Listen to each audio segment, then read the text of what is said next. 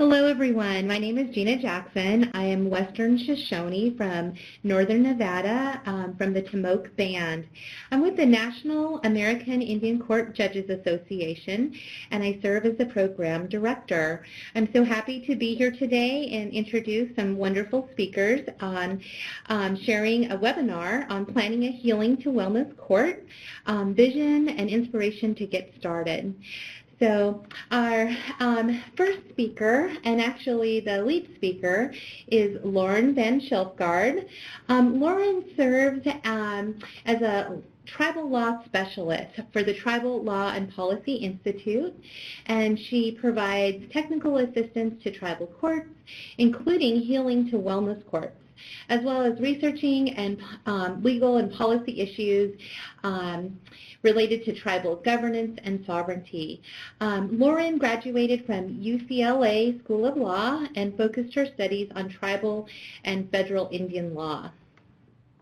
We also have with us two tribal court judges who have experience and a wealth of knowledge in developing tribal healing to wellness courts. And we're really lucky to have them today because they're going to be sharing specific examples, words of wisdom, reflections, and insights into the whole process as they have developed their own courts, and also will serve as a resource to answer specific questions you may have. First, we have Judge Carrie Garrow, who is the Chief Judge of St. Regis Mohawk Tribal Court. She previously served as a visiting assistant professor at Syracuse University College of Law, as well as the Syracuse University's Native Studies program as well. She received her undergraduate degree from Dartmouth College and law degree from Stanford, as well as a master's degree in public policy from the Kennedy School of Government at Harvard. Next, we have Judge J. Pedro. Judge Pedro is a member of the Gila River Indian community and serves as the Children's Court Judge for Gila River Indian Community Court. He is a member of the Pima tribe and has been sitting as a Children's Court Judge for the past 25 years. Judge Pedro began operating a juvenile drug court in 2000, so he has a wealth of experience in working with juvenile drug courts. So welcome, and thank you everyone for joining the call, and I'll hand it over to Lauren. Thank you, Gina. Good afternoon, everyone. Good morning to our friends in Alaska. I'm Lauren. As Gina said, I'm with the Tribal Law and Policy Institute, and I'm here to help us guide through figuring out how we can possibly start planning a healing to wellness court. This webinar is intended to overview a lot of the big steps that we want you to consider as you lay out your plan strategy and identify some key topics that we want to make sure that you touch on. A good portion of this webinar, I'm just going to be identifying resources that I think will be really helpful for your planning process. So with that, we will dive right in. Here are some resources. I'm with the Tribal Law and Policy Institute, and we offer a free training and technical assistance program for all tribes interested in starting a healing to wellness court. As part of that, we have a publication series. All of these links are live, so if you want to just click on any of these links, you're free to do so at any point. You also will note that you have a version of this PowerPoint in the materials section to the right of your screen, and so you also have all of the links available in there. So if I skip past a slide and you weren't able to click on a link, don't worry, you have all of these available in that PDF. So these are just helpful resources in our publication series. I particularly want to point you to the key components. We have done a separate webinar just a few weeks ago on the key components and the drug court standards. If you are brand new to wellness courts and don't know what I mean when I say key components, I highly encourage you to click on this publication, thumb through it, as well as listen to the recent webinar that TLPI and NIJA put on together. The key components are essentially the 10 foundational pillars that we think a tribe should consider when putting together their healing to wellness court. And this applies primarily to the adult criminal model, which is what was being considered when this document was drafted, but also to the juvenile and the family court models as well. So here are these publications. I also want to point you to the Policies and Procedures Guide. This is a monster publication, but it's intended to help you when you're putting together your manual. The reason it's so big is because we wanted to pull together lots of different examples from operational manuals. So for each section, you might see 3, 4, 5 different tribal examples, all relatively saying the same kind of thing, but that way you can see it in 5 different ways. That's why it's so big and scary. Some other resources for planning. These are produced by the National Association of Drug Court Professionals and their research arm, the National Drug Court Institute. They have a planning process checklist. I encourage you to check this out because it's a really short, about 5-page document of different things that you should consider and that we're all going to touch on as we go through this webinar, but that's a really helpful document. A much more thorough document is their Drug Court Judicial Bench Book. As it sounds, this is geared towards judges, but it's really useful for everyone on the team. And in that Judicial Bench Book, they include a chapter on this very topic, planning a drug court. I found that to be really helpful. If you are planning a family or juvenile healing to wellness court, these might be really helpful resources for you. These are the standard documents for both the family and the juvenile drug court that I just want to make sure that you're aware of. All of these documents are intended for a state audience, not necessarily a tribal audience. Nevertheless, I have found them to be incredibly helpful. The first document is intended for family drug courts. The middle document is brand new guidelines that OJJDP has just come out with. And the third document is a little bit older, but it is a planning guide. And I must say, this has been my favorite document of all when it comes to planning a drug court. I found it to be really, really helpful. It's put out by the National Council of Juvenile and Family Court Judges, and they did a really good job just laying out the different planning steps. So if this webinar really lights your fire, I encourage you to check out that document. Even if you're planning an adult or a family drug court, this was a really good resource for just the planning process. The poll. So this is an opportunity for you to engage with us. We're just interested to know what type of healing to wellness court you are currently planning, if you are planning one.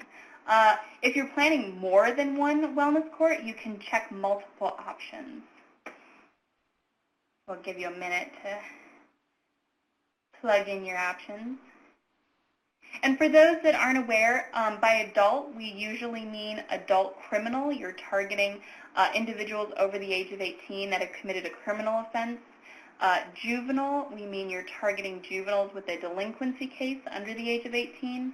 And family, we mean you're going to be operating a civil court, generally targeting adults who have a child dependency case.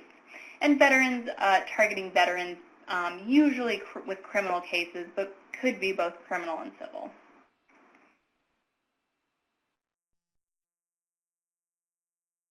Okay, looks like we've put in, we'll give you 10 more seconds. Oh, saw 2 more slip in there. Okay, 3, 2, 1. We'll end the poll. Okay, it looks like we have quite a few planning a family healing to wellness court. That's so interesting. We at the Tribal Law and Policy Institute, we provide individualized technical assistance as well as these resources. And we've been going to a lot of family wellness courts recently. So I'm really, really interested that so many are planning a family. I'll be very interested to hear about your experiences. And as always, we're available if we can help at all. So thank you. Okay, so now we're going to dive into a couple towards the process a little bit of what we think should be involved in the planning process. So first, we want to touch on the governance structure. This is a term that is new to my vocabulary. I wasn't very familiar with it until this last year, but working with Children and Family Futures, who provide technical assistance for family drug courts, they utilize this a lot, and I've really come to appreciate it. We really want to encourage tribes, especially when they're starting, but at any point in their Healing to Wellness court, to consider having a steering committee. That is the yellow bar right there. A lot of times teams get really focused on the very bottom of the pyramid, the core team, but it's so critical to have a group of individuals that's dedicated just to the court, not just to the participants. So I'll move on real quick just to give so I put a yellow circle here. On this pyramid, they have an oversight committee and a steering committee. I highlight that because I haven't found it to be terribly relevant for tribes. For real big bureaucracies like the state of California, you might need multiple layers of oversight for your Healing to Wellness court. But for most tribes, even big tribes, I've found that this hasn't necessarily been the case. So by core team, we mean the individuals who are going to be interacting with the participant on a daily basis. This is our case manager, our probation officers, certainly the judge and the attorneys, and certainly the treatment provider, the individuals that are going to be physically in the same room as the participant week to week. The steering committee is usually the individuals, here I'm going to advance the next slide so you can see these definitions, are usually the core team members, senior managers. These are the individuals such as the head of the prosecutor's office or the head of behavioral health. Usually the judge serves both as the core team member judge as well as on the steering committee. But by steering committee, we mean the individuals who have the authority to designate an agency member to participate on the wellness court, to sign memorandums of understanding, and generally commit resources. So the Oversight Committee, which I found to be less relevant for tribes, but I put in here just in case it's relevant for you, is the even higher top officials who don't encompass the senior managers. So for very, very large agencies, this might mean someone such as the person in charge of the entire hospital that oversees behavioral health, or someone like that.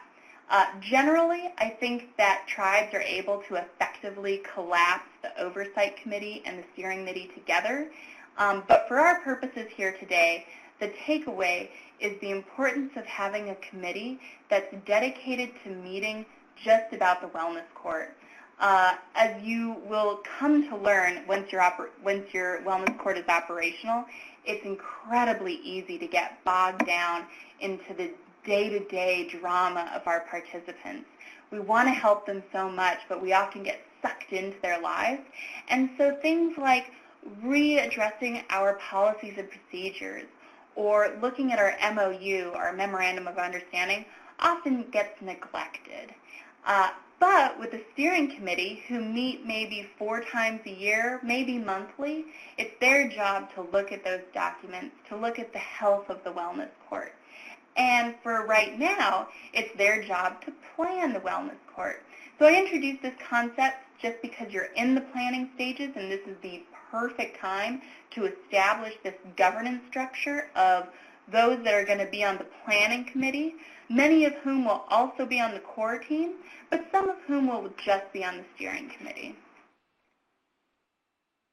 Oh, I had some more slides on our steering committee. So some points I've already made. The steering committee has the authority to make decisions on behalf of their agencies. They have the authority to commit their agency, whether it's time, money, or both.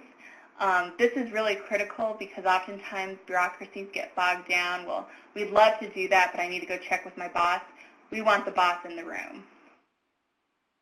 Our core team, So these are individuals that we often see on a lot of healing to wellness courts. You'll see the judge, the attorneys, a coordinator, community supervision, which can include probation and or law enforcement, a case manager, our treatment providers, an evaluator, a cultural advisor, child welfare, if you're going to be operating a family healing to wellness court, and then potentially other service providers like housing or vocational training or different things like that. Now, the ones in yellow, these are individuals that drug court research, not necessarily tribally focused, but I think certainly applicable to tribes. These are whom research has indicated need to be on the team. They are critical to the success of the healing to wellness court. We have to have the attorneys there. We have to have treatment there. And by there, I don't mean that they just meet with the participant, but that they also meaningfully participate in what we'll later be discussing staffing and during the hearing. I have bolded and underlined defense counsel and treatment because they have been especially identified as critical people that should be included on the core team. So you're in the planning process. You have time now to potentially engage these individuals and these agencies. These are who we want there. Carrie, or Judge Garrow, Judge Pedro, has this borne out in your experience of who should be on your team, and are there other individuals that you found to also be critical? This is Judge Garrow. I'll jump in. And can I just kind of throw in something a little different, Lauren? You know, when you mention the word governance structure, and I'm actually, the reason I'm thinking about this is because I'm doing a presentation at a conference that Lauren will talk about later, is I think part of in thinking about your governance structure when you're planning is make sure you look at your codes, you know, to see how your healing to wellness court will fit in. But getting back to who should be on the team, who should be on the other levels, I've always encouraged, we do not have a steering committee. I've always encouraged other places, especially when the core team seems a little unwieldy. You know, there could be just a lot of people attending, you know, a lot of supervisors plus the case managers. And so, you know, ideally the supervisors, like Lauren said, would be, you know, more on the steering committee. You know, my rule of thumb, having, you know, done a lot of different site visits is, you know, if you have too many people, this is not a scientific measure, but if you have too many people that won't fit around your big conference table, then you might want to, you know, step back and think about, you know, and it's good that you have that many people that want to be on your team, but really think about, you know, does that person need to be there every week, or maybe you're going to meet every other week? Or can they just contribute, because you want to keep that commitment, you don't want to lose that. Can they just, you know, come every quarter? Because keep in mind, you know, you have confidentiality issues, especially those of us who are in small communities. You know, do you need everybody? You know, a lot of your other service providers like housing, vocational training, you know, I always think about, you know, are those resources that our coordinator can reach out to and help, or your case manager help participants, you know, deal with their housing? And does that person really need to be at the table? Can we get the job done without forcing them to come to a meeting every week? But truly it's up to you as your team. So our team is interesting in that I actually have 2 supervisors on my team, but that works super well. They come in, you know, every time prepared with what their people are doing on the ground with reports from their counselors. We have the supervisors from mental health and our substance abuse program, and you know, they're always super prepared. They've talked to their people, and so they can report on each individual, and so that works super well. And then they're also there, you know, to kind of make their commitment. So we haven't really found the need to kind of split up. But anyways, those are just some of my thoughts. Thanks, Judge Garrow. I have another poll for you. You're listening to this webinar, and I wonder which role will you ultimately represent on your Healing to Wellness Court, if any of these. I'll give you a moment to input your role. I also just want to make a plug for the coordinator. I think a lot of times the coordinator is considered a luxurious position for a Healing to Wellness Court. There often isn't an agency that can donate a coordinator so much, so they're usually their own standalone position or part of the court, but they are another critical component to a wellness court. And so in the planning process, if you don't already have an identified coordinator, I really encourage you to consider what that individual might look like.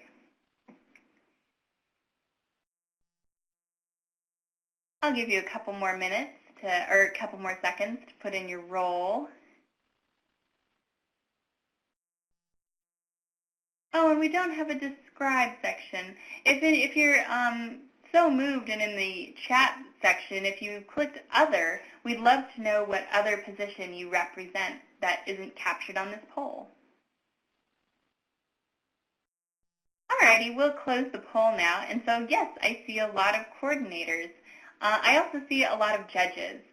We'll have a separate section specifically on the judge because of the huge role that they play on the team. They get their own slide. But we will move right along for now. And Lauren, we have also someone in the chat box who noted she's a court clerk. Oh, very, very cool. A veterans treatment court person. Marvin. Okay. So now we're going to move into the planning process. For a lot of these steps, sort of what I envision and what I encourage tribes when they are setting out to plan a wellness court is to start meeting regularly as if you are already have an operational wellness court. So if you have your planning team identified, consider meeting every 2 weeks. Pick a time on the calendar in which there is an opening in the court calendar, particularly a time that you identify that might be a good time for the wellness court hearings to take place. And at each one of these meetings, we sort of chip away at a lot of the issues that we're about to identify. So here, I think this is one of our first meetings that we are going to have as a planning wellness court team, and that's defining the issue. So I think we all anecdotally know that substance use in our communities is a problem, if not a devastating problem, but it'd be really nice to know exactly what that looks like. So this is just an example of some of the data that you can pull, ask your court clerk to help you with, of what are some of the criminal violations that we're seeing in our community that have to do with substance use. Ideally, it'd be nice to receive this information by age, so we know if they are mostly juveniles, mostly adults, and by gender, because that will impact our provision of treatment. The second thing is, can we specify what the drugs of choice were? This also has a huge ramification for treatment, but can also impact how we're going to structure the program depending on what substances our community members are using. The other place I would go to pull some of the data that we're going to want is from our substance treatment providers. While a wellness court often is targeting exclusively justice-involved individuals, that's not a full snapshot of what the community is facing, right? People can self-refer to treatment. People can be referred to treatment from multiple referral points, such as behavioral health. And so it would be really nice to know, what is treatment seeing? How many referrals have they gotten in the last year? Has there been a spike in referrals? Has there been a drop-off? Are they seeing a different drug of choice than maybe what the court is seeing? Other data points that would be helpful to our planning team are child welfare cases. How many petitions involve substance abuse? Are there current programs in our community that we know are seeing a lot of success, or that are less effective that maybe we want to replaced with something else in our wellness court? And do we know the level of risk of our populations? I'll be talking about risk in a little bit. But Judge Pedro and Judge Guerrero, did you have any experience when you were collecting this kind of data for your communities? And did you see a change as you implemented your courts and what the drugs of choice were in your community?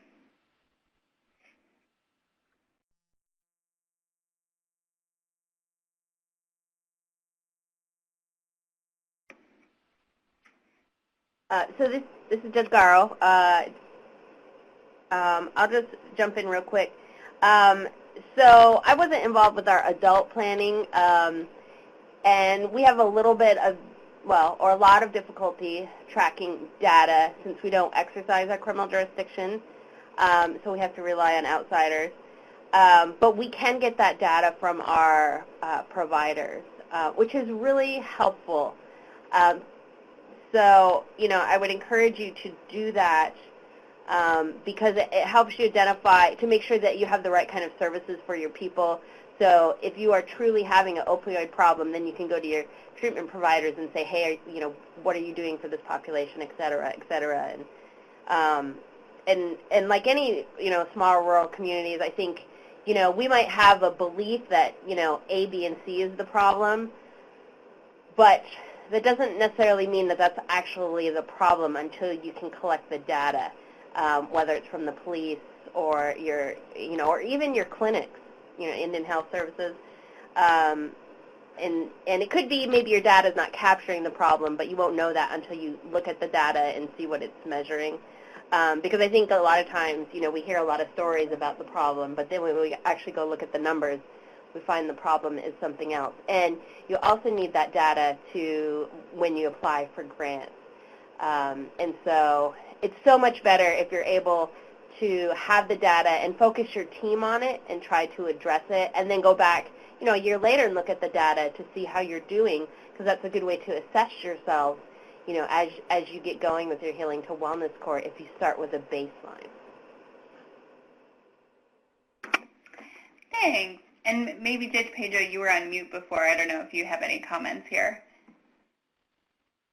We are working to reconnect him. Oh, no. Okay. Well, we'll catch him on our next little juncture.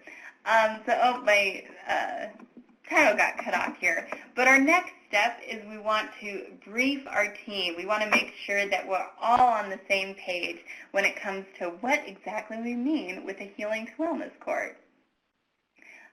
So here I strongly encourage everyone to, such as exactly right now, engage in some base training on the Healing to Wellness Court. There are a lot of great resources out there that I'll be highlighting in just a few minutes. But basically, we want to ensure that our team members all have a basic understanding of, A, what a Healing to Wellness Court is, what a drug court is, what the key components, what the best practice standards are. So we all have the same vocabulary when we're talking about what it is that we're planning, but also so that we have some background information on addiction generally, on child development generally if we're going to be targeting juveniles, on family cohesiveness if we're going to be working with families, and then different aspects of the treatment process, particularly for those court-involved professionals who maybe have less experience working with addiction or treatment. So I want to highlight a couple resources out there that these are all available for free. So as I mentioned, we have a webinar series of which this is a part. This is available on wellnesscourts.org, put on by the Tribal Law and Policy Institute. And all of our webinars have been recorded and are free to you at any time. I always have the best of intentions to go back and listen to webinars, but maybe I don't always follow through with that all the time. So I encourage you as a team that maybe for one of your bi-weekly meetings, you dedicate that time to all listening to a webinar together, and that way you can ensure that you all listen to it together. Or maybe you send a link out to everybody, and when you verified that all of your team members have listened to it, you as a team get a prize. Maybe you get a pizza party or something like that. But webinars are a great resource to get training. There's certainly a second place to attending a training together in person. Trainings like we will be hosting a training next month in September, the Tribal Healing to Wellness Court Enhancement Training. The National Association of Drug Court Professionals holds a national drug court training every year. It's a very big, popular training. There's a lot of great resources there. If you and your team have the financial capacity to travel to a training, I think that is the best to possibly do. But webinars are a great second place, particularly because you can listen to them at any time. Another great resource is treatmentcourts.org. This is hosted by the Center for Court Innovation, another technical assistance partner of ours. All free. You need to create a login, so it might look scary, like they're going to ask for credit card information. They don't. They just want you to log in so that they can track your progress. This has lots of great resources, including on addiction and pharmacology. They also have resources specific to healing to wellness courts, which is brand new. So this is just a screenshot I took of their wellness court lessons that they have. And you'll notice a familiar Judge Garrow on there. Some more resources. This is hosted by American University, their National Drug Court Resource Center. They have some archived webinars. This is, again, another snapshot here. They also have lots of other resources, including documents pulled from other courts. So when you're developing, say, your policies and procedures or your forms, they have lots of stuff that you can copy and paste from. For family drug courts, the Children and Family Futures is a technical assistance provider for family drug courts, and they've got a lot of great resources, including some modules that they've identified as great base knowledge for those that are planning, so I highly encourage to check out these. And finally, for juvenile drug courts, the National Council of Juvenile and Family Court Judges has a webinar series just for juvenile drug courts. So there are lots of great resources out there. So this is a screenshot that I grabbed from the Little Traverse Bay Band of Ozawa Indians. They operate an adult healing to wellness court, and they've posted all of their wellness court materials on their judicial website. So if you just Google Little Traverse Bay Band and go to their tribal website, you'll find all of their wellness court materials. But I wanted to snapshot this because this is a document that they have included in their participant materials. So they give this to all of their new participants in their Healing to Wellness Court, and they use this to describe what it is they're trying to do with their wellness court by comparing it to the adversarial or due process court, as they call it. I won't go through it, but I found this to just be a really unique and creative way of explaining what a healing to wellness court is, and the fact that they've included it in their materials, I think is a really neat way to ingrain their own take on the model in their court. Okay, some other background material that you might want to consider.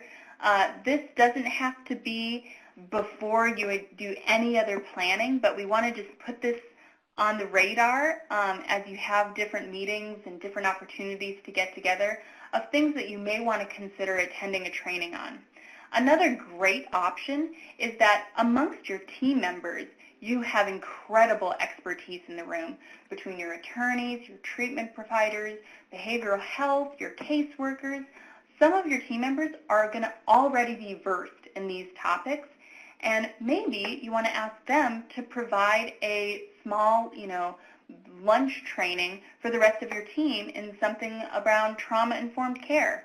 That can be the most cost-effective use of your resources, but it's also a really beneficial team-building activity as well. Okay, moving right along. Here we have a nice photo of Judge Pedro's court. We encourage you to visit a healing to wellness court. There's nothing like envisioning what it is you're going to be doing, like seeing it in action. There is no wrong healing to wellness court to visit. I would encourage you to visit whoever is nearby and willing to host you. However, there are designations. The National Association of Drug Court Professionals has identified mentor courts. These are courts that they've identified as really exemplifying the key components of a drug court. And as that, they encourage different courts to specifically seek out mentor courts for visiting. And they've identified the Pueblo of Laguna as a mentor court, which is one of the first tribal drug courts to get that designation. I know numerous courts have already visited Laguna and had a lot of success there, so I'll give a plug for Laguna. But I think any court, state or tribal that's near you, that's in operation, is going to be a really great place to visit, if only in addition to visiting a mentor court, because they're going to be a great partner for moving on to the future. This is a document taken from the National Council's planning guide, and they just had some, it's just a page when you're visiting a court of some things that you may want to look out for when you're taking notes. So I thought that was a useful resource that I wanted to highlight for you. Okay, moving right along. Team charter. This is a step that is also relatively new to my vocabulary, but as we have been visiting more and more wellness courts, I have come to learn the benefit of having a team charter from the outset. So by team charter, I mean some ground rules. Coming together as a collaborative is no easy feat. Working as a team is hard, but it's especially hard when we have different people from different backgrounds and different professional responsibilities coming together and working as a team. It's all the more hard working with participants who are facing some pretty devastating barriers in their life. Conflict is going to be an inevitability, and it's our assets as a team that we have different backgrounds to come together and work through some of those barriers with our participants, but that doesn't mean there won't be tension along the way. And having a team charter or just some methods for how we're going to deal with some of those conflicts from the outset have proven really beneficial for teams. Judge Guerrero, Judge Pedro, do you have any experience with having these sort of ground rules or just other insight on how you have addressed conflict within your own team? Hello, this is Judge Pedro. Can you hear me now? We can, yes. Good. Thank you. When we began our juvenile drug court, we didn't have a team charter, but we identified as a MOU, Memorandum of Understanding. The program directors, we met with them and they understood their roles once we got our drug court implemented, and then we included those roles in our policies and procedures manual. So anyone who comes on board as a team member, they're aware of their roles. We did have some internal conflict at one point. What you're going to find is that if it's a new concept of treatment rather than punishment in a court system, the people that are going to be hardest to accept it are the prosecutors and the probation officers. That's what we found with our probation officers who were on our drug court team. They were always recommending termination of our clients every time they came up dirty or they violated one of our rules. They never seemed to change their mindset until we exposed them to more training. But that an individual in particular, his mindset did improve as far as recognizing the treatment process, but eventually he left. So I guess that's how we kind of alleviated that as well. But our roles are pretty much well defined in our policy manual, as I mentioned as well. Thank you. Thanks. Judge Guerrero, did you have anything you wanted to add? No, we don't. I think, like Judge Pedro, I'd always refer to this more with the aspect of the MOU. We don't actually have one, although we should. But I certainly think it's a good idea. Well, definitely easier said than done, but, good luck, everyone. Okay, so mapping the planning process. I put this just here just as I found it helpful. Some teams are so good at planning that they never seem to implement. They just plan, ad infinitum. So to resist the temptation to plan for years and years, I encourage you to sort of map out your planning process by identifying a target date for when you would like to be in operation. What day would you like to open your doors and start accepting participants? Pick that day on the calendar and then work backwards. And you can develop your planning process from there by, okay, we have 8 months. Here's, what we need to do in the meantime. If you have just started the planning process, you've just identified your team members, I would say on average it takes team about 6 to 12 months to complete the planning process, but don't feel like that needs to pigeonhole you into that time frame. It's different for different tribes depending on the infrastructure of the court, the development of the treatment providers, and just what resources you have. So there's no one set timeline, but it's definitely going to take a little while just to gather everyone together and identify what model you want to set on. Part of your meetings for when you gather all of your team members is to establish your mission statement and goals. This can be a really fun activity. Sometimes I get caught rolling my eyes with some of these, but I always end up leaving really invigorated. There's something about coming together and developing a mission statement as a group that has proven to be really beneficial. So as opposed to coming to the table with a mission statement already written out, I encourage you to go through the activity of developing it as a group. A facilitator can be really helpful in this process, but often I've seen, 1 hour, we come together, decide what our mission statement is going to be, and it's proven incredibly beneficial for the long term.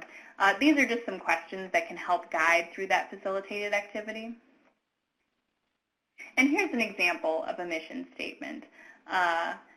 The mission is to reduce crime and drug use through therapeutic interventions and intensive judicial supervision of adults, thereby improving family functioning and community safety. The truth is, most of the tribal mission statements I see have a little bit more color and flavor. They usually invoke the importance of culture and tradition in their healing to wellness court, maybe have a tribal name in there, but this is a perfectly beautiful mission statement to sort of just set the tone. Quiz. I have a little poll, a quiz for you. See if you've been paying attention. True or false? If a graduate of the wellness court commits a drug-related offense after they've graduated, are they considered to have failed to meet the outcome goals of reducing recidivism? And recidivism means we wanted to reduce the number of people that committed crimes through our wellness court.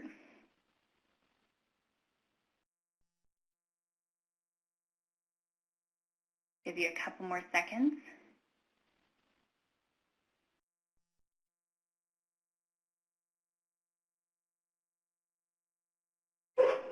More seconds. 3, 2, 1. Okay, we'll close the poll. Okay, overwhelming for false. Yeah, I would say this was a trick question. Certainly, if someone recommits or commits a crime after graduating, I think that they have committed, recidivism, and that we were trying to get them not to commit a drug-related offense. However, in a wellness court, we have lots of different ways of defining success. Judge Guerra, I wonder if you have any insight on different ways that we could define success. I definitely, and I've learned this from other tribal court judges, is that who've done healing to wellness for a long time, is that, I think in a perfect world, yeah, we'd all like to believe, they'll never commit any offense again. But I think, if you have a person who might be reoffending, are they doing it less? Is it a lesser crime?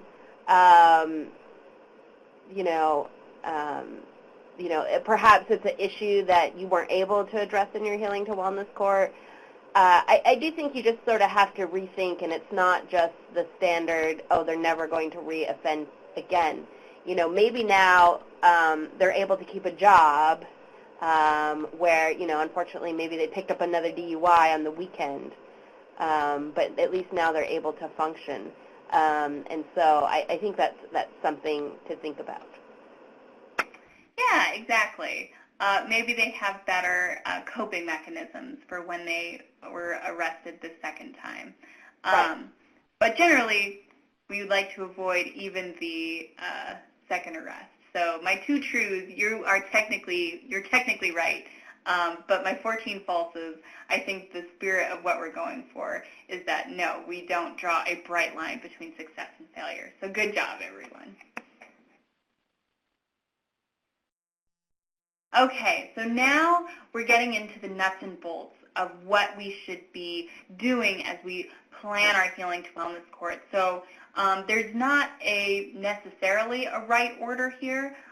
When we talk about the tribal key components, we often have them as a circle because there's not an obvious beginning and end point. They're all really critical.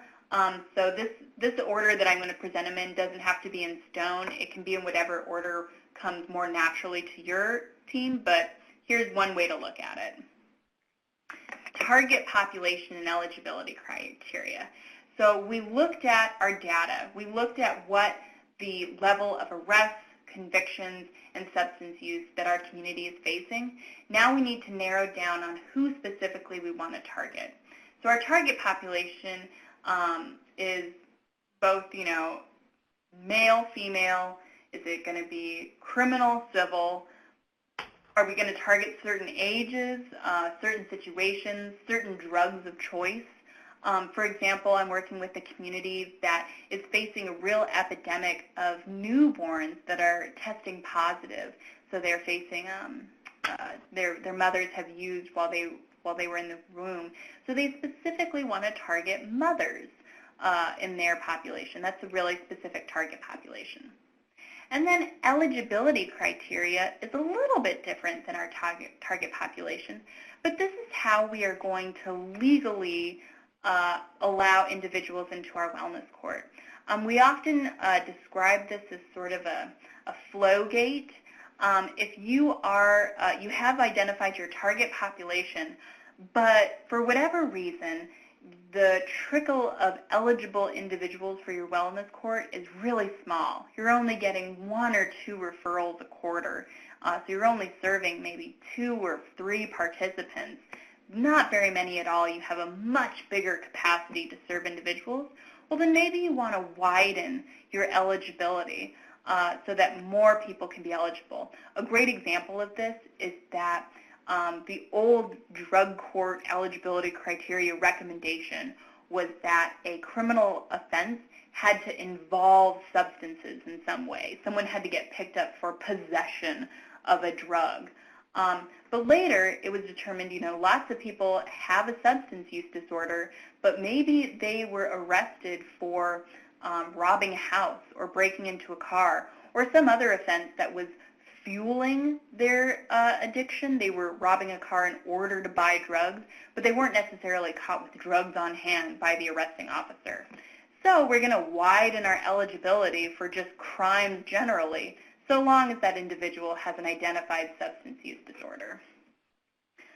One note here with the funding restrictions, a big example of this is under the Department of Justice. The Bureau of Justice Assistance offers grant funding for healing to wellness courts.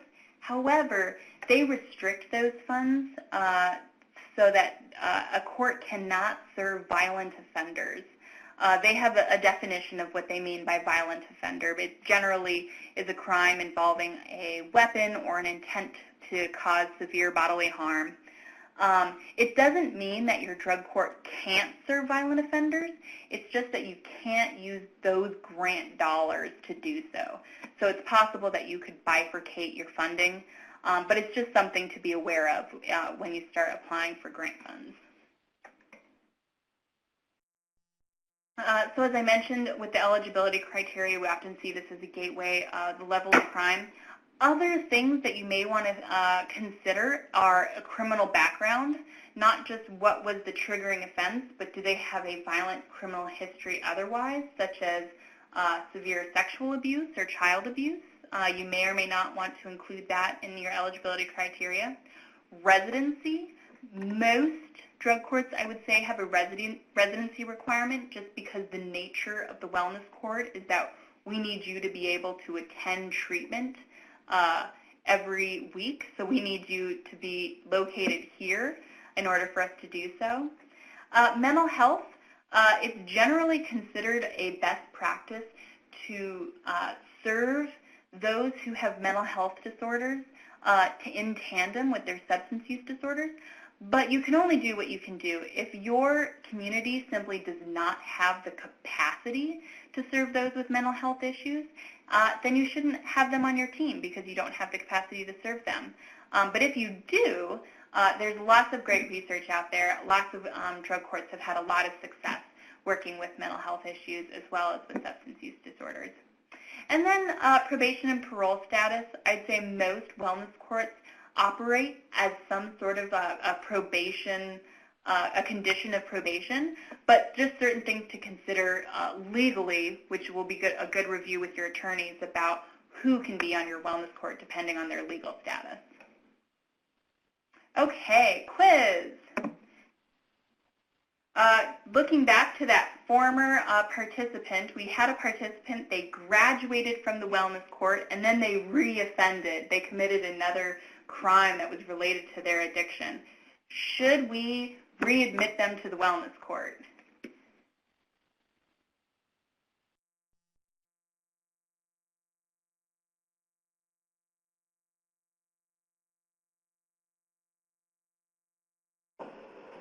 Do 10 more seconds.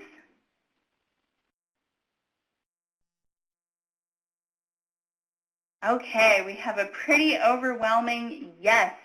Judge Pedro, do you have any opinion or insight? Should we readmit someone who has already graduated from the wellness court back into our wellness court? I would recommend yes, because we have, with our juvenile drug court, we felt that when they were in our court, they had this tremendous amount of support, and I think that once they left the court, they were lacking that, and of course with juveniles, they're still developing, and I think they need more guidance, so we elected to let a few former participants back into our program. Yeah, great. I think we're all on the same page here. I think it's pretty antiquated now for a wellness court to restrict eligibility to one and done. And in fact, I think some have had real success with readmitting. And the more that we learn about addiction, the more we know that relapse is a part of recovery. And so it's not crazy that someone might commit a new offense because of their addiction, because we know that relapse is going to be a part of that process. So as much as we can support them during their relapse, the better the overall outcome will be. Okay, court models. We need to decide as a team what court model we want to do. I have just a couple different options for both the criminal and the civil side. This is a discussion that is going to have to happen with your team, and it's going to just depend on a lot of different factors, both what kind of incentives you want to provide, but also where your attorneys stand. Specifically on like the criminal side, pre-plea versus post-plea. Pre-plea means, we're going to admit our participants before they have to say guilty or not guilty, and so it's a real incentive to participate in wellness court, because if you successfully graduate, you could have your case just dismissed as if it never were there. The disadvantage is that if they don't successfully graduate, it can be really burdensome on the justice system to try and prosecute a case that is now potentially 8 months old. Witnesses are no longer available, evidence is stagnant, some of those concerns. On the family side, there are two primary models, one the integrated and one the parallel. This is in reference to the correlation between the wellness court case and the underlying child welfare case. In some courts, the cases are kept separate, and so this is what's known as the parallel model, is that both cases proceed along simultaneously, but often with different judges. And in some courts, the cases are consolidated so that the child welfare case becomes the wellness court case, and this is called integrated, and often the same judge oversees both cases. So these are just some different options. Judge Guerra, I don't know if you have any insight on how your court went about determining what type of model that it would be using for either its criminal or family wellness court. So our court's a little unusual because we're not exercising criminal jurisdiction, and we also don't have a family code. That we take our participants for adult criminal come from the town, which is off, from the county court, and we also for family. So it's part of the probation. For our adult criminal, typically all of them are on probation, and it's a term of the probation. Sometimes it can be straight. It just from day one was a term of their probation. Every once in a while, we'll get someone as a who's had their probation revoked, and they'll send them to us. When our Healing to Wellness, our adult court originally started, I think if I remember correctly, they did some pre-plea, and that was just for us. It was a little bit harder because they were on supervised release, which isn't technically quite probation, and it just was a little more difficult to sort of get them to do stuff because they weren't on probation. And I'm just probably more of a fan of doing it as part of sentencing, just because of issues that might arise. If you do it pre-plea, and they're in Healing to Wellness for a year, evidence could be lost, people forget. It's harder to go to trial. And if you do, if they enter a plea, you can always make it part of your Healing to Wellness court that they can withdraw their plea. If you want to do that, you don't have to. It could just be that they're getting a reduced sentence. It's really up to you, and it can depend on the person as well. We're obviously a parallel family court. We have no say. Well, they'll listen to, the county judge will listen to us, as a recommendation. But, we don't have any jurisdiction over, when and exactly when they get their children back. I personally, think a parallel, integrated court actually works better. You can have a little bit more say. There's always the concern maybe the judge knows too much, so you have to be careful about that, about being biased. But anyways, that's my experience. Thanks. I'm going to move to our right along things just to consider once you pick your model, about how logistically you're going to go about implementing that, specifically the legal screening. Where in the process is that legal screening going to take place? Oftentimes it's a coordinated effort between the attorneys and the coordinator, but there's lots of different ways to conduct the legal screening, and there's also lots of different ways to conduct a referral. I'd say for most courts, they have multiple referral points in order to maximize the number of people that are eligible to get into the court. So just some different considerations about where you want that referral to take place. As you're conducting this planning process, I encourage you to do what's called a system walkthrough, where, okay, we think we have it figured out. Now let's pretend that we're a participant and walk through the system. Who do we need to talk to and when in order to get into the wellness court? Are there multiple opportunities for us to just not show up to an appointment, for example? Or do we need to make sure we have a right form that needs to get to somebody? Is there a large time gap between waiting to get one form to one individual versus another? That can be a really fruitful experience just to make sure that you have a steady referral process. I have at the very bottom here consider the ASFA timelines, especially for those of you that are considering a family drug court.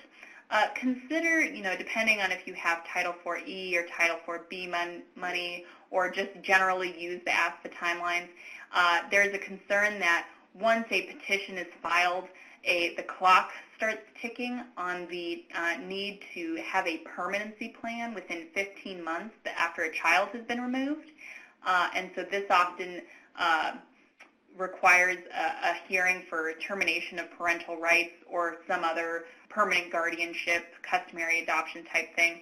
And so you have a limited time for when, or a perceived limited time for when you can work with the participant.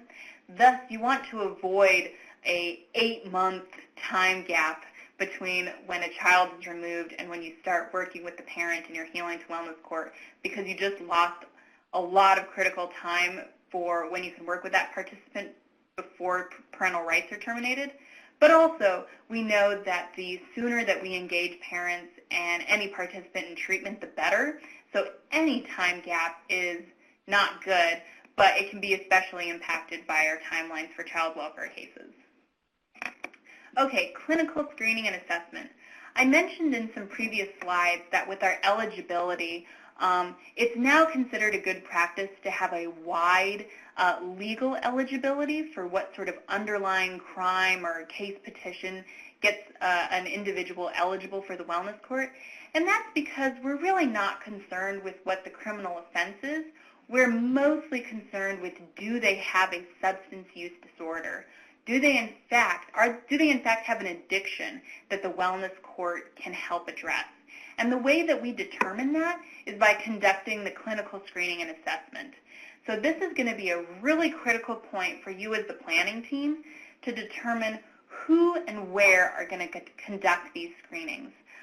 Best practices call for an evidence-based tool. For the screening, this is usually a 5 to 7 question survey that is conducted. It can be a clinician, but it could also just be the coordinator who goes through just to skim the top of the glass.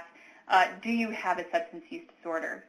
The assessment, sometimes called the evaluation, is a far more in-depth analysis that most certainly should be conducted by a clinician, usually a qualified counselor, that goes into the nature of their substance use and ultimately is used to develop a treatment plan.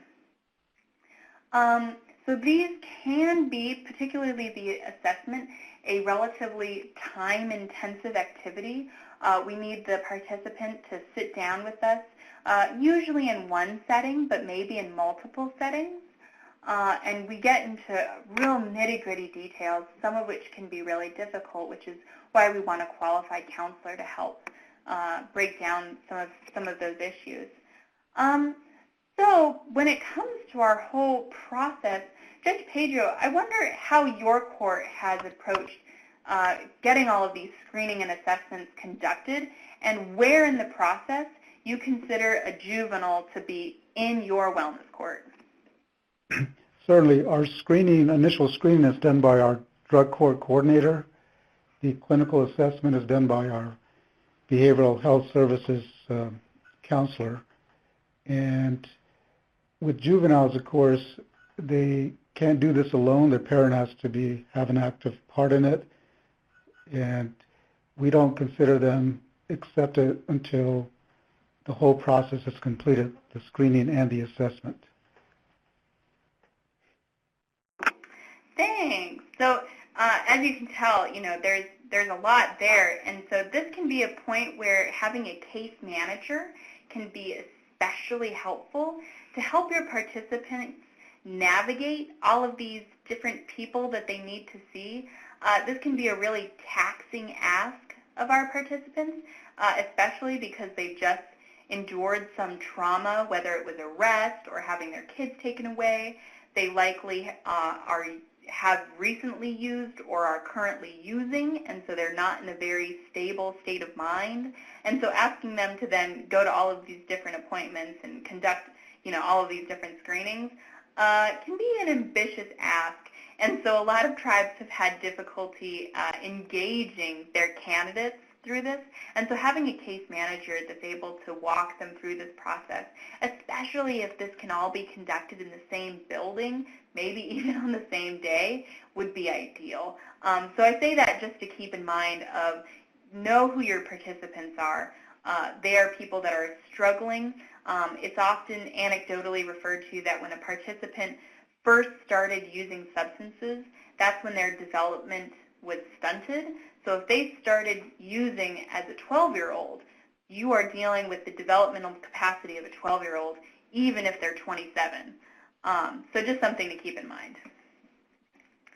Okay, so moving right along, as we are going through our planning process, these are just items to sort of mark as, today we're going to talk about this element of our program. So these are just different parts of your program to consider. Your phases, most, if not all, wellness courts are divided up into phases. Generally 4, but there has honestly been not a whole lot of research about the number of phases that yields better results. The goal really is just to be able to divide up your wellness court into digestible, bite-sized amounts. In each phase, you're going to focus in on a different goal. So for here we have, for example, the first phase you're going to focus on stabilization. We just want our participant to get in a place where they're going to be able to succeed through the rest of the wellness court. So for example, housing. We can't expect them to meaningfully participate in their treatment if they don't have stable housing. We have lots of different examples of phases out there and ways that you can develop this. Different requirements for your phases you can see at the bottom, such as drug testing, frequency of their court appearances, curfew, pro-social activities such as exercise or attendance at cultural events, lots of different things that you can put into your phases. This can be a whole other training that you and your team engages in. But just as an example, this is another snapshot from the Little Traverse Bay Band. I like it just because they have used the colors of the medicine wheel, but they've also broken this down that's available for all of their participants. They put this on their website so that it's always accessible so that not only their participants know what's expected of them, but their family members know as well. You'll see that they require drug testing regularly. It's considered a best practice that you drug test your participants at least 2 times a week, and that's sort of across the board regardless. So this is just an example, but like I said, we have lots of different examples, and you are highly encouraged to copy and paste what best suits you and your team. Roles and responsibilities of the core team. It's highly encouraged that you document in your policies and procedures, and maybe even in your MOU, what the expectations are going to be of each of your core team members. A primary example is that each of our core team members will be expected to attend staffing every week, if we have court every week, and attend court every week. That's part of your job description now, is that you go to Healing to Wellness court hearing. As part of attendance means that you also share the weekly update of information. This is especially relevant for our treatment providers, our case managers, our probation officers, and any other team members who are having frequent interaction with the participants, so that we can just get an update as a team. How was the participants' week? Did they have a good week? Did they have a bad week? Did they do what they needed to do? If not, was there a reason why they didn't that we should know about as a team? I mentioned we were going to have a slide specifically for judicial supervision. I'd say across the board for drug courts, healing to wellness courts, the entire gamut, the critical role that the judge plays on a wellness court team can really make or break the success of our court. That's because our judge is really our leader. As Joe Fizaway says, they're both our captain and our coach. They really set the tone for our wellness court. They're the ones that are bringing together our core team members for a meeting, and they are setting the tone for what our staffing and our hearings are. Judge Garrow and Judge Pedro, I wonder if you could talk about a little bit just your experience as the judge, specifically when it comes to the staffing and the hearing and what you found has worked or not worked.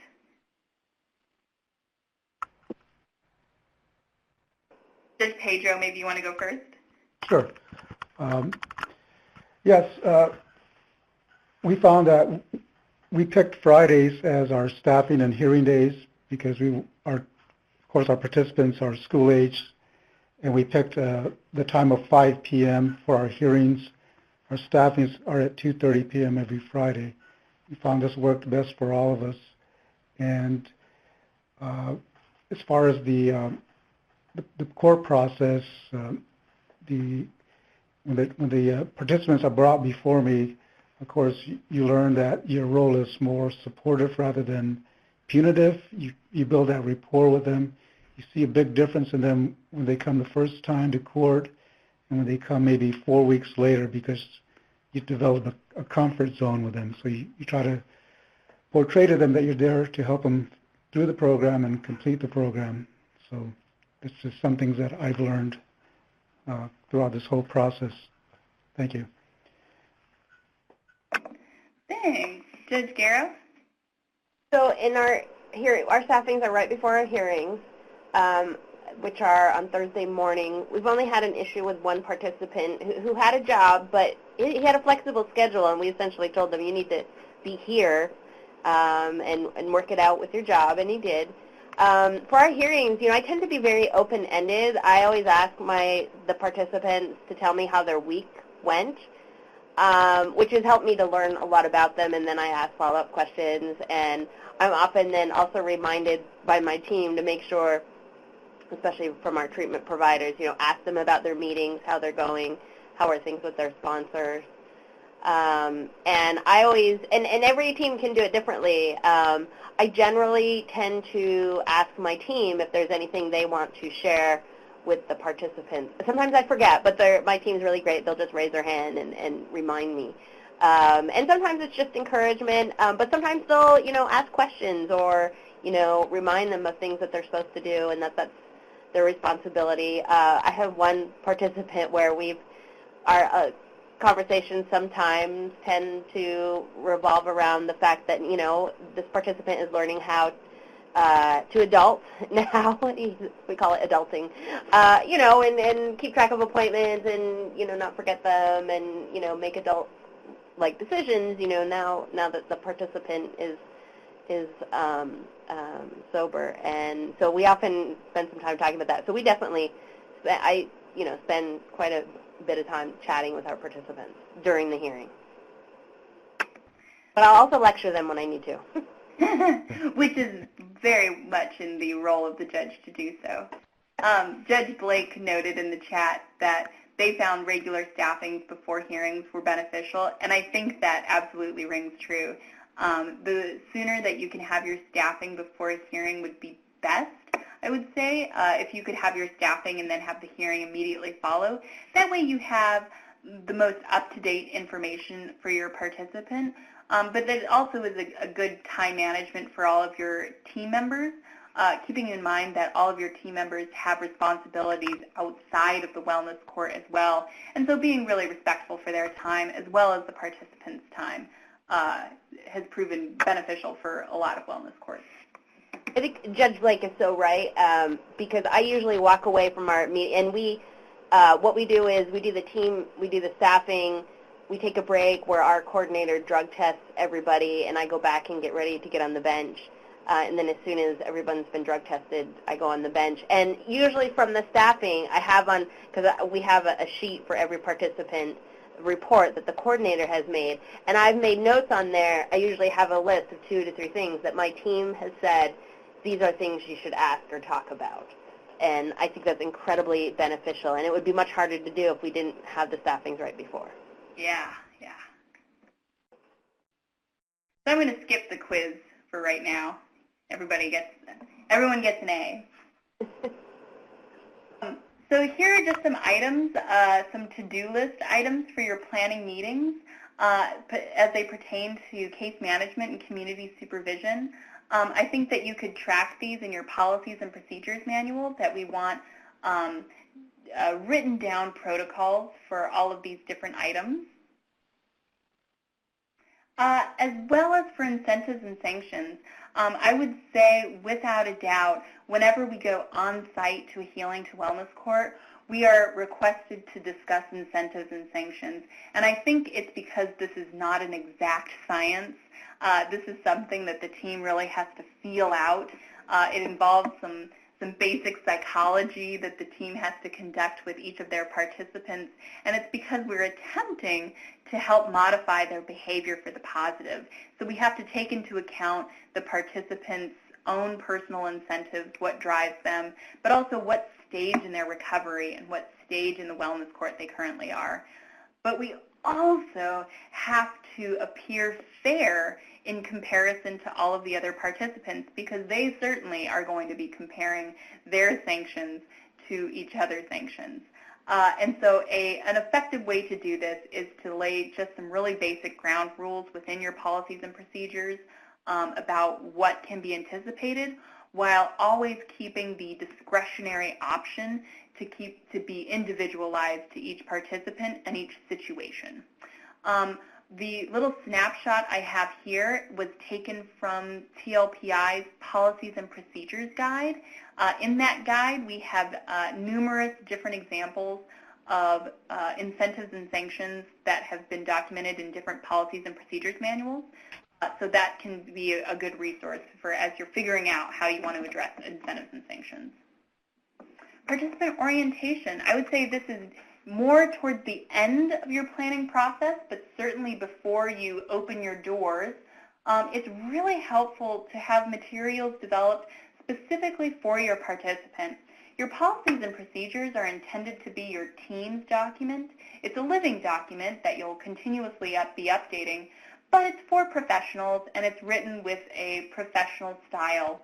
The participant handbook, on the other hand, has a lot of the same information. It talks about drug testing and incentives and sanctions, but it's written for the participant's eyes.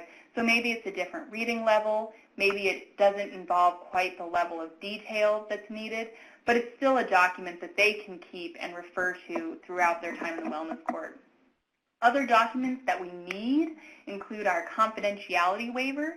In order for our participants to be in the wellness court, even as a condition of their probation, they still have to agree to be in the wellness court. And this is because they are agreeing to allow the entire team access to the fact that they're in treatment and that we're going to be talking to their treatment provider. So they need to waive their confidentiality of the treatment provider to do so, as well as the referral agreement, how they legally got into the wellness court.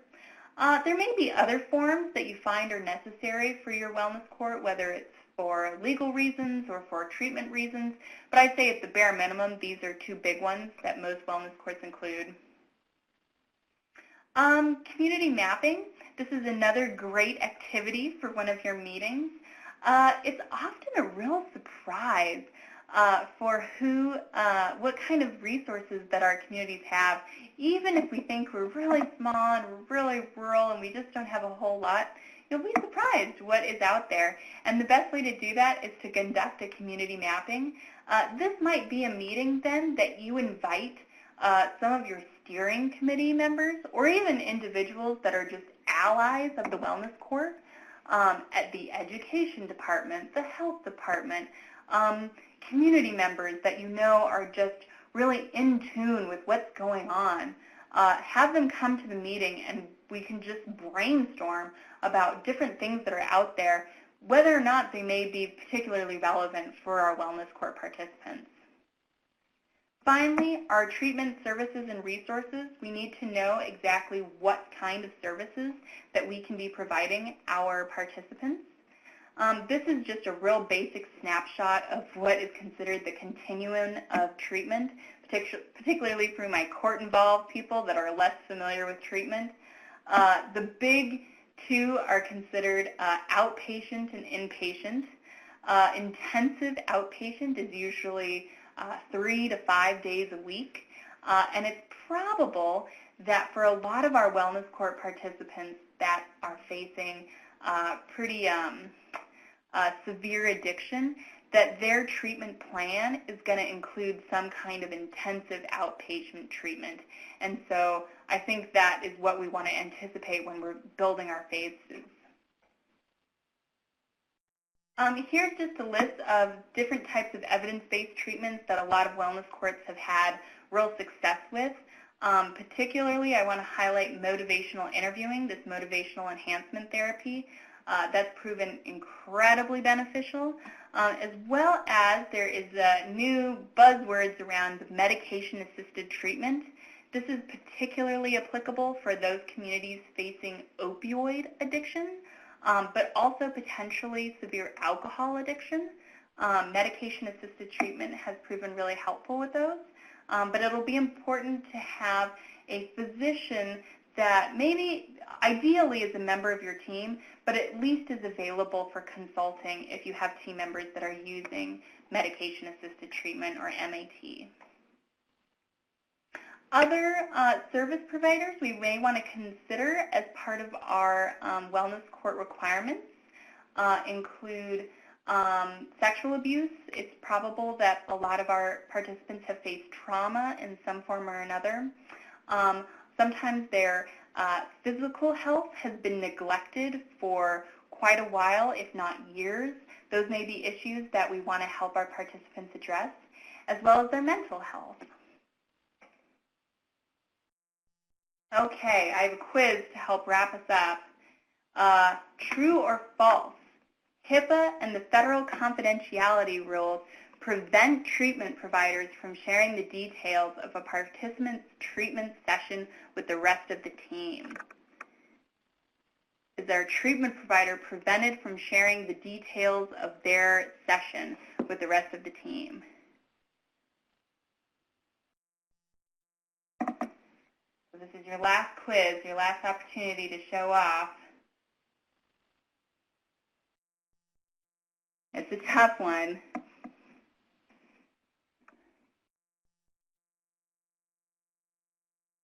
Okay, I'll give you 2 more seconds. 1, 2. Okay, Judge Garrow, what do you think? Well, it is false as long as you have a consent form. And even though I've done like some of you probably sat through them, hour and a half long presentations on consent and these laws, the bottom line is as long as the participant consents, you can share the information. And Judge Flake made another good point in the chat box that in smaller communities, it's critical for team members to also agree to confidentiality. I say that's true even for larger communities, that as a condition of being on our core team, we all are agreeing to keep what we hear within the team. We're helping our participants through a particularly vulnerable time in their lives, and we don't need to go blabbing that to the rest of the community. Absolutely. And so I usually tell our participants that my general rule of thumb, which I try really hard because it actually goes against my natural personality, is if I see them out in the community, I don't acknowledge them until they acknowledge me, because I don't want their family members saying, well, how do you know the judge, right?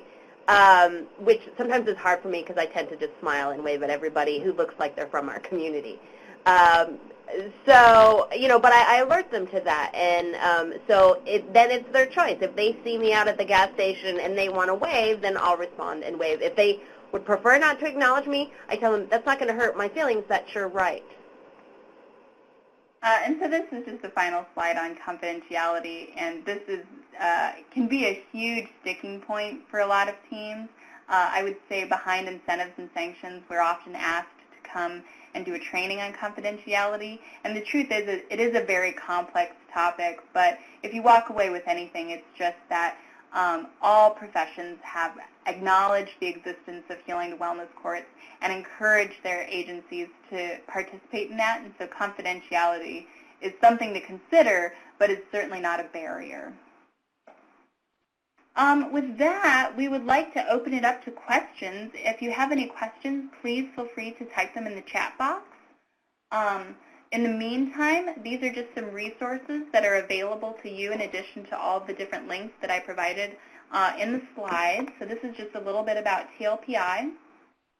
As I mentioned, we'll be having a training in a couple of weeks in Albuquerque. It's free. Feel free to check out the website for the agenda, and I hope that we will see you there. I'll be giving a presentation just like this webinar at the training.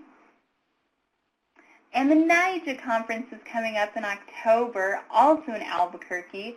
TLPI will have a couple presentations there. The agenda looks really strong. I'm really looking forward to it. Judge Blake, TA site visits during our planning setup phase. Yes. So as a technical assistance provider, TLPI, we have a grant from the Bureau of Justice Assistance to provide technical assistance to you for free. And that can certainly be during your planning phase while you're not yet operational. We have provided numerous on-sites to tribes that are in the planning phase. I encourage you to at least have your core team identified and some of these initial meetings set up, but it is really relevant to have an on-site set up, 2 dedicated days that we as a team are going to sit together, and we can come as technical assistance providers, provide some of this training that I alluded to on these different topics, help facilitate discussions about your system walkthrough, developing your phases, different things like that. That can be really beneficial for a team just to get the ball rolling and helping mapping out your planning process. We can also come after you're in operation, observe your court hearings and staffings and provide recommendations. Our technical assistance is intended to be helpful to you, so we try and individualize that to whatever you and your court need. Oh, look at that. NIJA also provides training and technical assistance.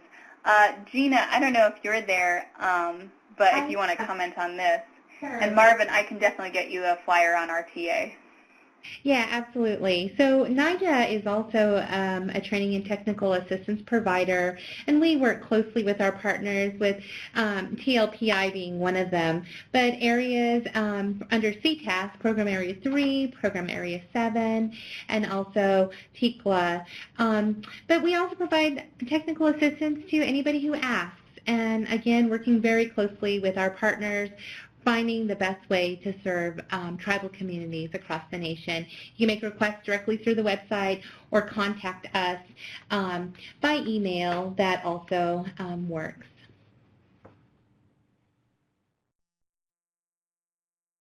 So you can always send us questions after this webinar. If they come to you, the second that the webinar closes, feel free to email Gina.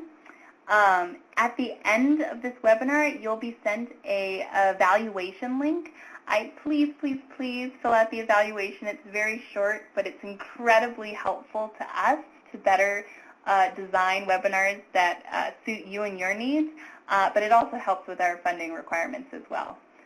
And unless we have any other questions, I would just like to sincerely thank Judge Garrow and Judge Pedro for joining us and sharing their experience. It's so incredibly insightful, and you are definitely masters of this profession, and I'm really honored to have had you both here. And thank you, everyone. Thank you, Lauren, and we appreciate your sharing your insights and wisdom, and thank you all for joining this webinar. We'll be sending out information on the next one coming up next month. Thank you. Have a great day, everyone.